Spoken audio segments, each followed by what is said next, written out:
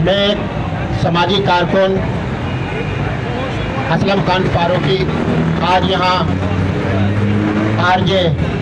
shopping mall میں جو آتش زدگی لگی اور اس سے جو نقصانات ہوئے اور جو متاثر ہوئے دکاندار اور دیگر جو کام کرنے والے لوگ ہیں اور لوائقین سے اظہار یکجہتی کے لیے آیا ہوں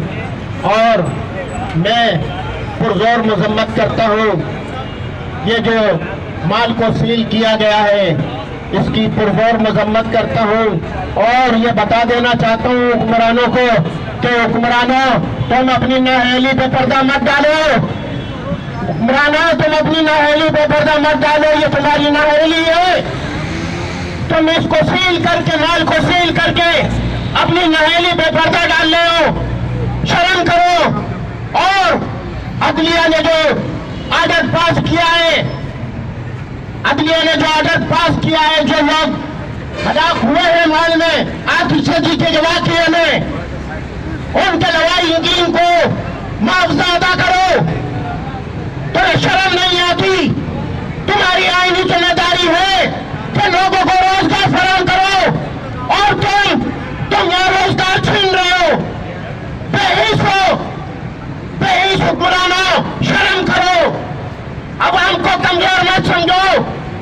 عوام کو کیڑا مکوڑا نہیں عوام بہت بڑی طاقت ہے آج یہاں پر یہ پرامن انداز میں احتجاج ہو رہا ہے تو یہ مت سمجھو کہ ہم یہاں سے تمہارے دروازوں تک نہیں آئیں گے ارے ہم تمہارے دروازوں پہ بھی آئیں گے تمہارے گریبانوں تک پہنچیں گے اور چین سے نہیں بیٹھیں گے تم اپنی بے عزتی کا خاتمہ کر دو ورنہ یہ سن لو کہ ہم اینٹ سے اینٹ بجا دینا جانتے ہیں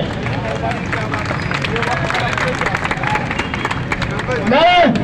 عدلیہ نے جو آرڈر پاس کیا ہے اور 7 تاریخ مقرر کری ہے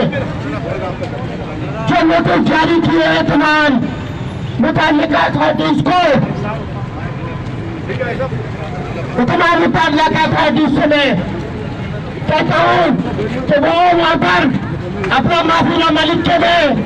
اپنی نااہلی کو تسلیم کریں اور ہم